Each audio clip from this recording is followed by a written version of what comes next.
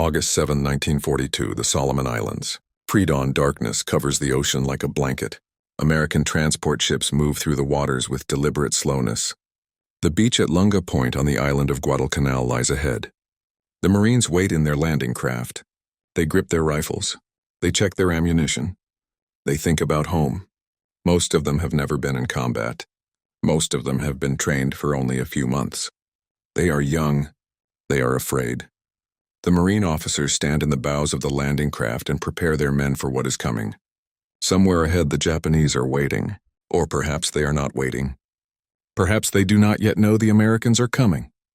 The first wave of landing craft touches down on Guadalcanal at 09:10. The Marines storm ashore. They advance inland. There is no opposition. The Japanese have abandoned the beach. The Japanese have fled into the jungle. By nightfall, the Americans have secured the airfield. The airfield is partially constructed. The Japanese had been building it before the Americans arrived.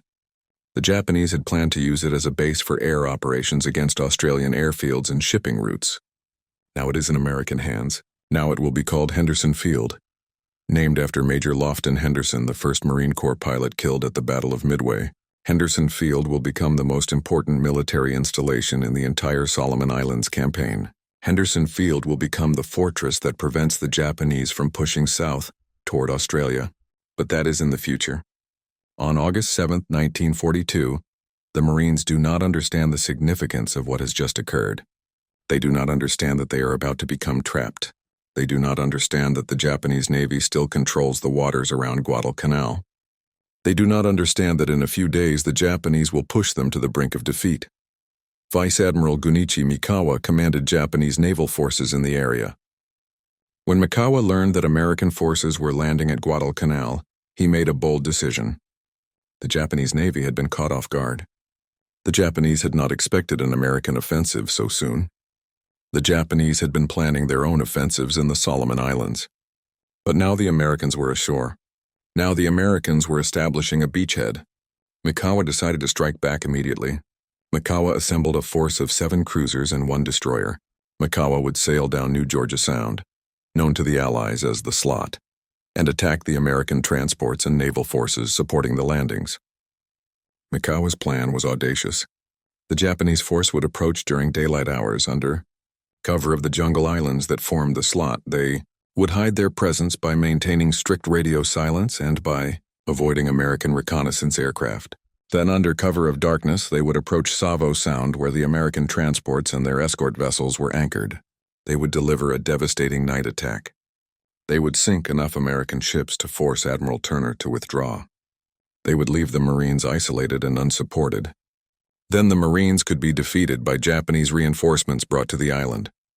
The Battle of Savo Island occurred on the night of August 8-9, 1942. The American naval forces were unprepared. The American commanders believed that Japanese forces were too far away to threaten the landings. The American commanders did not expect a night naval action. The American ships were not positioned defensively. The American sailors were not fully alert. Mikawa's force appeared out of the darkness like ghosts. The Japanese attacked with overwhelming force. The American ships were caught completely off guard. In a few minutes of combat, the Japanese sank 4 American cruisers and damaged several others. American losses were catastrophic. 3 American cruisers were sunk. 1 Australian cruiser was sunk. Total American casualties were 270 dead. The Japanese lost no ships. It was a complete victory for the Japanese. It was one of the worst naval defeats in American history. The impact of the Savo Island victory was devastating. Admiral Turner, commanding the American amphibious force, decided to withdraw his transports and combat ships from Guadalcanal. Turner believed that the Japanese would return. Turner believed that without naval support, the Marines on Guadalcanal could not survive. Turner was not wrong. The Marines on Guadalcanal were in an extremely precarious position. The transports had not finished unloading all of the supplies that the Marines needed. Heavy equipment remained aboard the ships. Artillery ammunition was only partially unloaded. Food supplies were insufficient. The Marines found themselves on an island with enemy forces nearby, with inadequate supplies and without naval support. Approximately 10,000 to 12,000 Marines were ashore on Guadalcanal, including those on the smaller islands of Tulagi, Gavutu, and Tanambogo, perhaps 15,000 Marines total in the immediate area. Facing them were Japanese forces estimated at the time to number about 3,000 to 5,000 troops. But Japanese reinforcements were on the way. The Japanese were determined to retake Guadalcanal. The Japanese believed that the American presence on Guadalcanal threatened the Japanese strategic position in the South Pacific.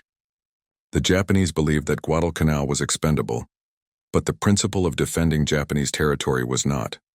So reinforcements would be sent, soldiers would be transported to Guadalcanal, artillery would be landed, ammunition would be delivered, and eventually the Japanese believed they would retake the island. General Harukichi Hyakutake commanded Japanese forces in the area. Hyakutake had not expected the American landing. Hyakutake had underestimated American strength. Hyakutake had initially believed that a simple counterattack could drive the Americans off the island.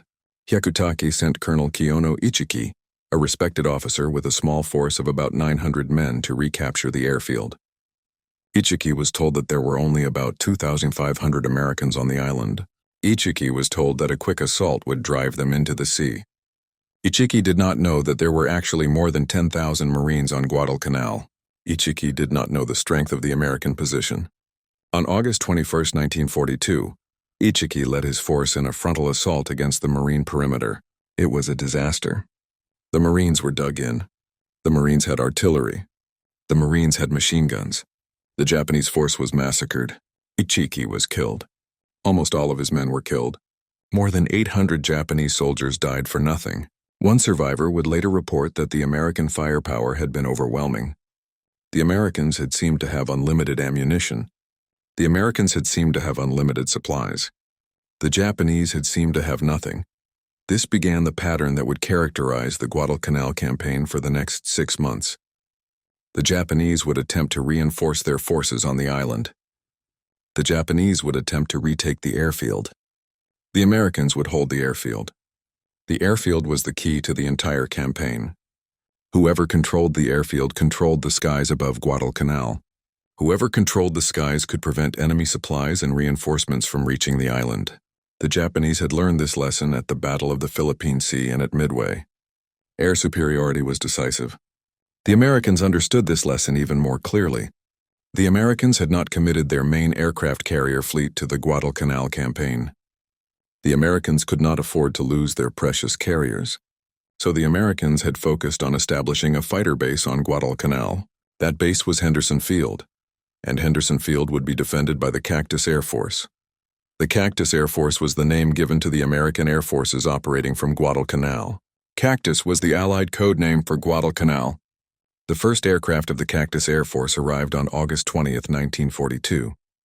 18 F-4F Wildcat fighters and 12 SBD Dauntless dive bombers. The fighters were piloted by Marines of VMF 223, commanded by Major John L. Smith. The dive bombers were piloted by Marines of VMSB 232. The pilots had been hastily trained.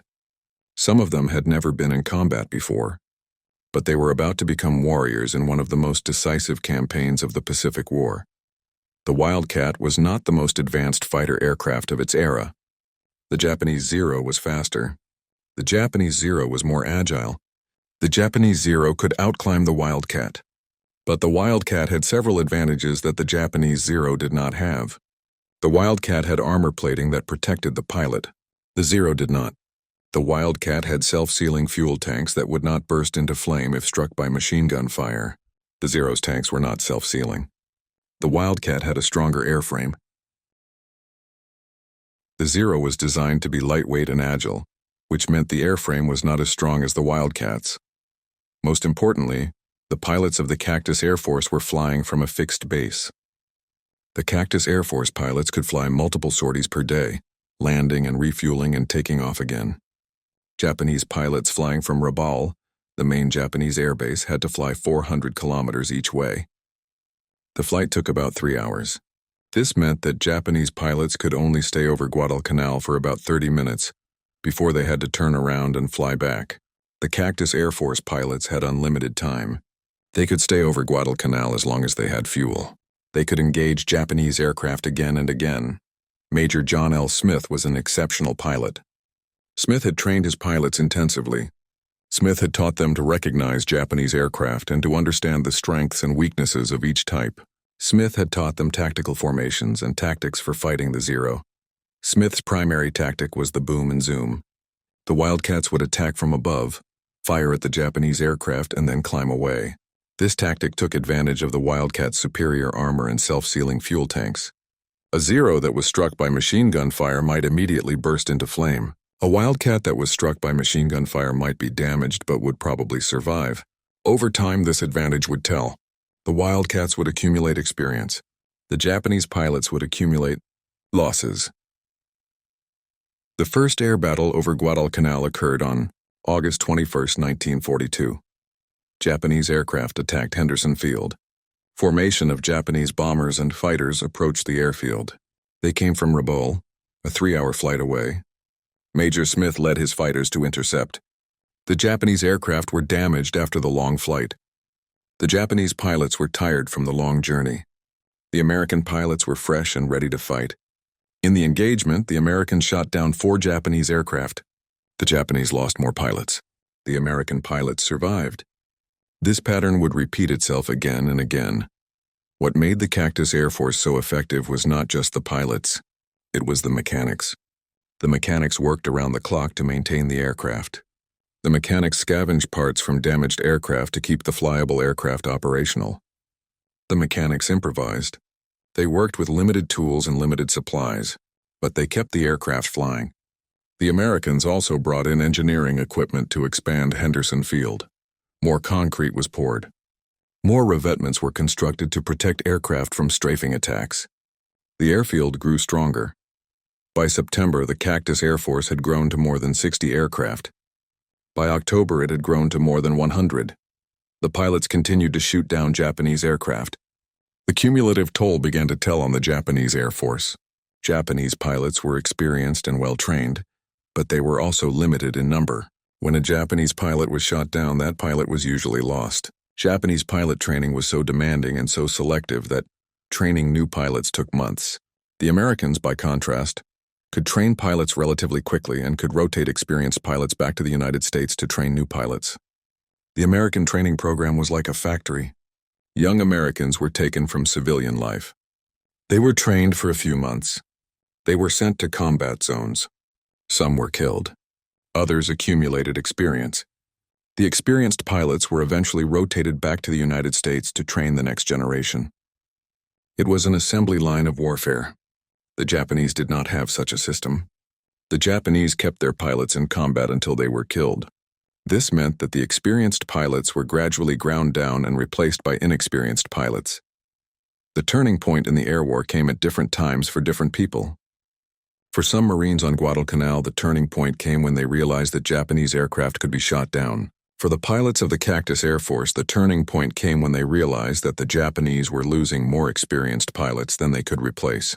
For the Japanese commanders at Rabaul, the turning point came when the reports from their pilots became increasingly grim. The Cactus Air Force was stronger than expected. The American pilots were more skilled than expected. The American fighter aircraft were better armored than expected. The American base at Henderson Field was more heavily fortified than expected. The Japanese response was to increase the scale of air attacks. In late September and October 1942, the Japanese sent larger and larger formations of bombers and fighters to attack Henderson Field. The attacks came almost daily. The Japanese would attack in the morning and in the afternoon. They would attack with hundreds of aircraft when they could assemble them. But the Cactus Air Force would rise to meet them. The fighters would intercept the bombers. The dive bombers would attack the airfield or Japanese ships attempting to land supplies. The Battle of the Atlantic was being decided by shipping and logistics. The Battle of the Pacific was being decided by air power. The ground campaign on Guadalcanal was brutal and costly. The Japanese sent reinforcements to the island. The Japanese attempted several offensives. The most famous was the attack on Edson's Ridge, led by the Japanese Sendai Division. The Marines were pushed back. The Marines were nearly driven off the ridge. But at the critical moment, Marine artillery and machine guns broke the Japanese attack. The Japanese suffered enormous casualties.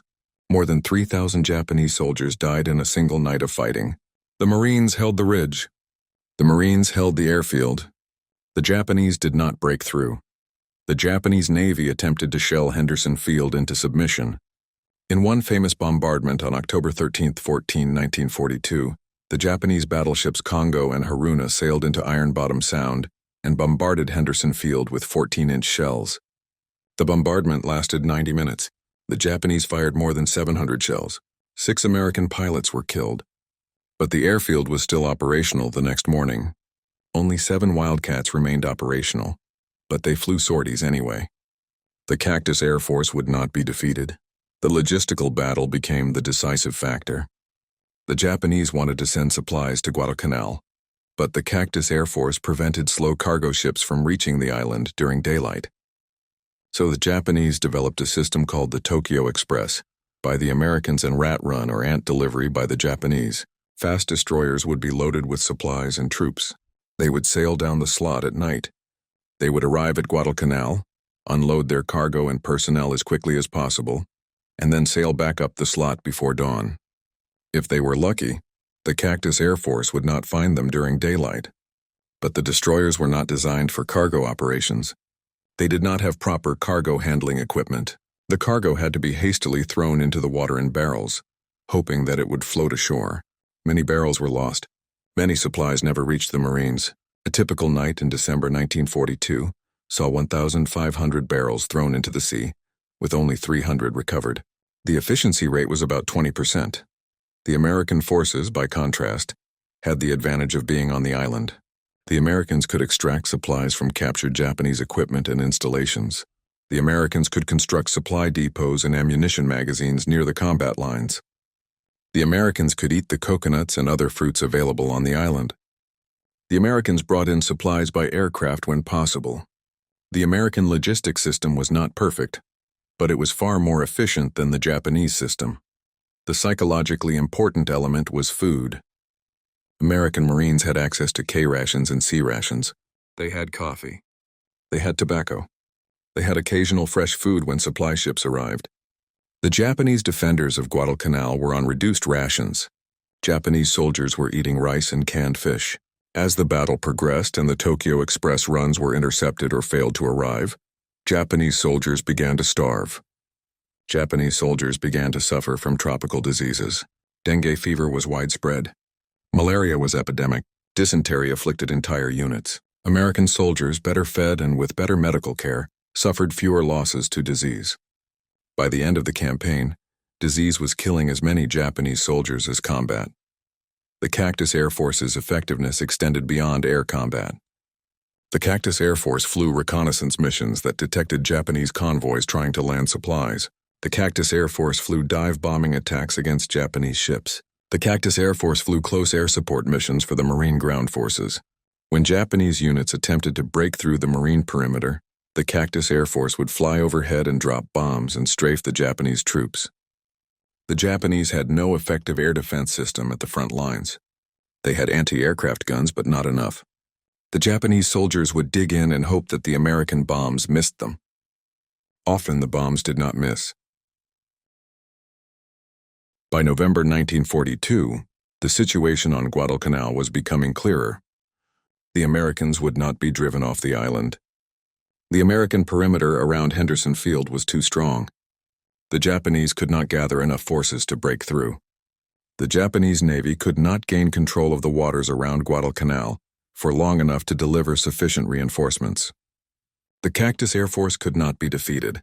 The battle for air superiority had been won by the Americans. The battle for sea superiority was being lost by the Japanese.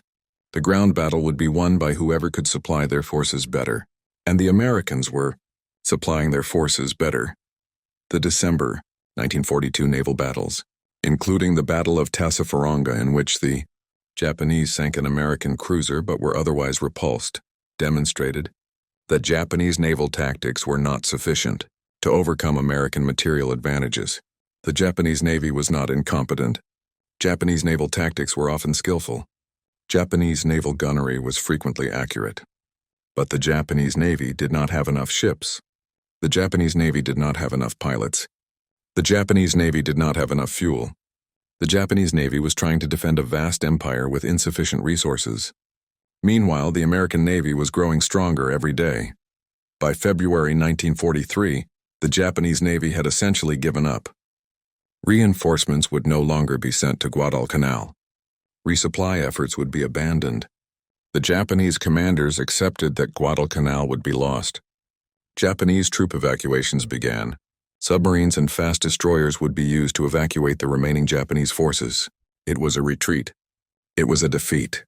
It was the first major defeat for the Japanese Empire in the Pacific War.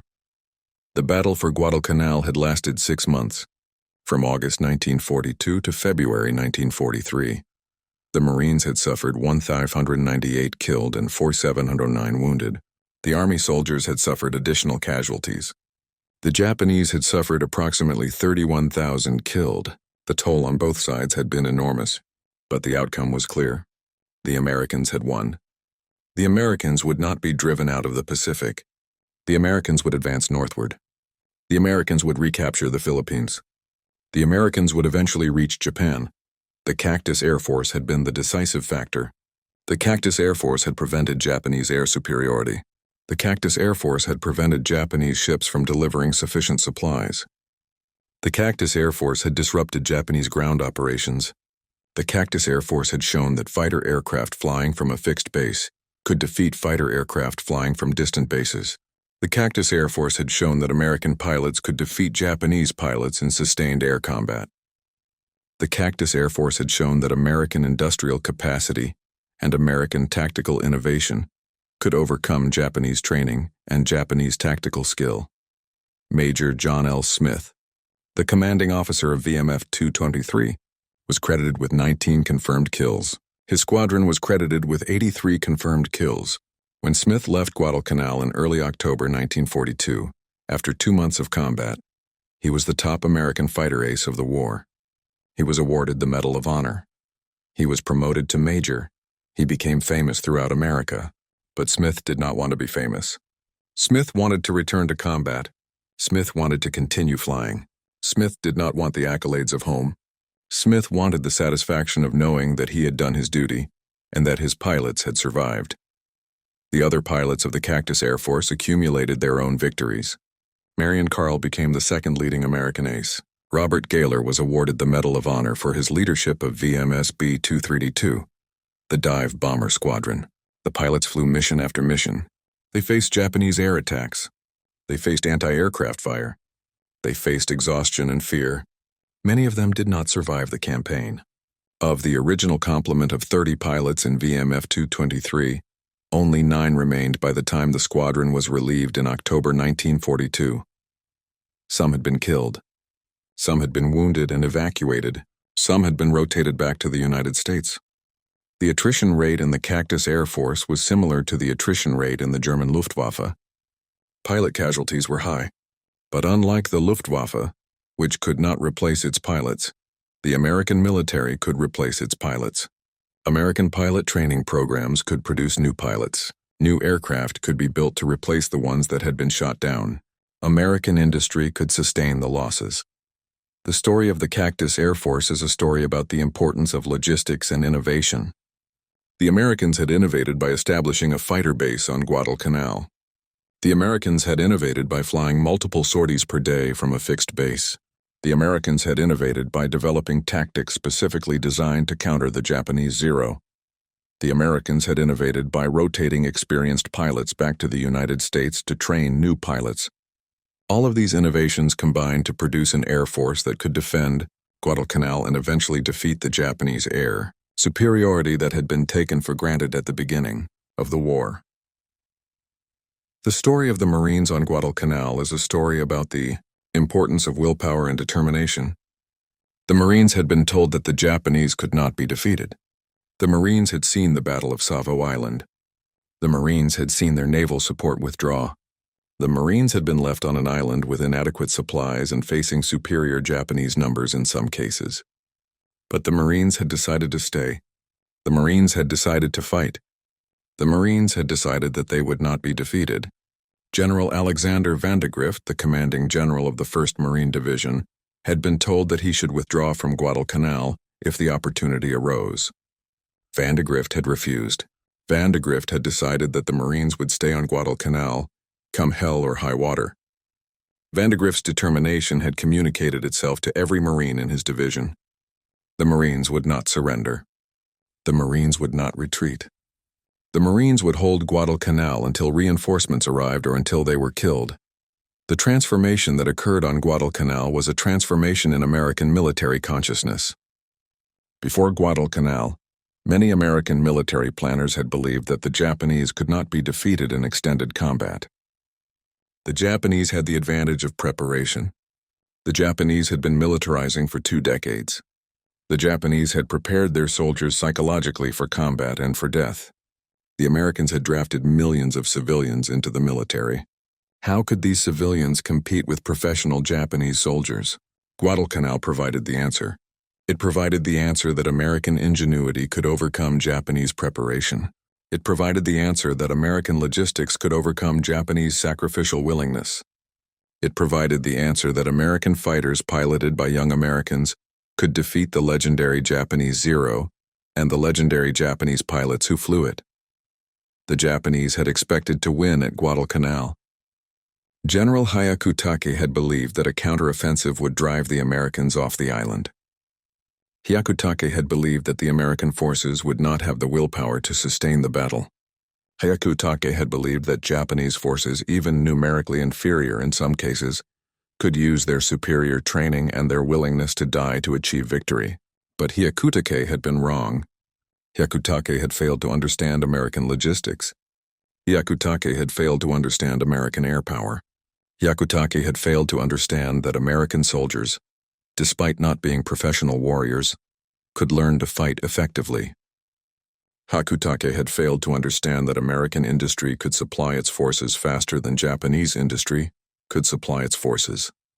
The symbolic element of the battle was represented by coffee.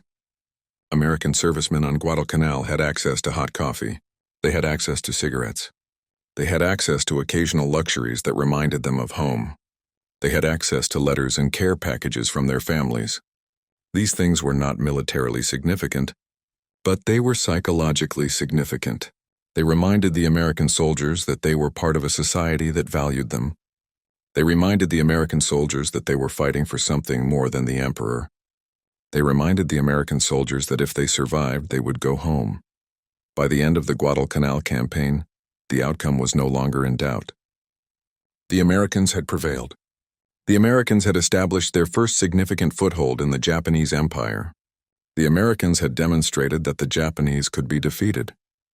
The Americans had demonstrated that modern warfare was decided by logistics, by air power, and by the will to fight. The Cactus Air Force had been the sword that had cut through Japanese air superiority. The Marines had been the shield that had held the ground. Together, they had changed the course of the Pacific War. In the larger context of the Pacific War, Guadalcanal was the first major defeat for the Japanese Empire.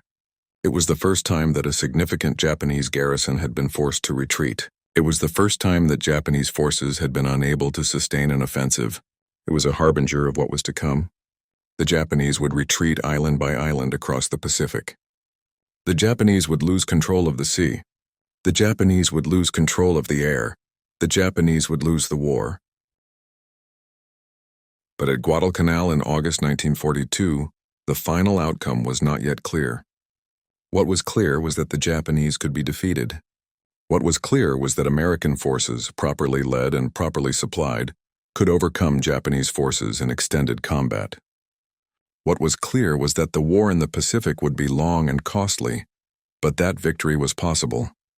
The battle for Guadalcanal had taught American military leaders valuable lessons. The lessons would be applied to future campaigns. Island by island, the Americans would advance across the Pacific. Each island would be harder than the last. The Japanese would fight with increasing desperation. But the fundamental lesson remained the same. The American military had the capacity to defeat the Japanese military. The American military had the logistics to sustain extended campaigns. The American military had the industrial capacity to replace casualties and lost equipment. The American military had the innovation to develop new tactics and new weapons to overcome Japanese advantages. The American military had the will to fight until the enemy was defeated. The Cactus Air Force had been small. Only a few dozen aircraft at any one time. Only a few hundred pilots throughout the campaign. But the Cactus Air Force had accomplished something that seemed impossible. The Cactus Air Force had held Guadalcanal against the Japanese Empire.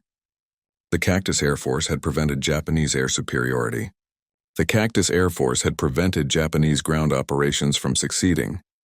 The Cactus Air Force had bought time for American reinforcements to arrive. The Cactus Air Force had bought time for American forces to build up their strength. And that time, that crucial time, had changed the course of the Pacific War. When Japanese troops first saw the American F-4F Wildcats over Guadalcanal, they expected to shoot them down easily. The Zeros were faster. The Zeros were more agile. The Zeros were legendary. But the Wildcats were also tough. The Wildcats could take punishment. The Wildcats could survive damage that would have destroyed a Zero. And when the Wildcats were piloted by brave young Americans who were willing to die, the Zeros were not invincible. The legendary Zero pilots found themselves facing opponents who were skilled, brave, and equipped with superior armor. The legendary Zero pilots began to be shot down. The legendary Japanese air superiority began to fade. The Cactus Air Force changed everything. By February 1943, when the last Japanese forces evacuated Guadalcanal, it was clear that a new era had begun in the Pacific War. The Americans would no longer be on the defensive. The Americans would no longer be struggling to maintain positions that the Japanese attacked constantly. The Americans would go on the offensive. The Americans would carry the war to the Japanese. The Americans would advance island by island. The Americans would eventually win the war. The victory at Guadalcanal had not been achieved by the Marines alone, though the Marines had fought with extraordinary courage.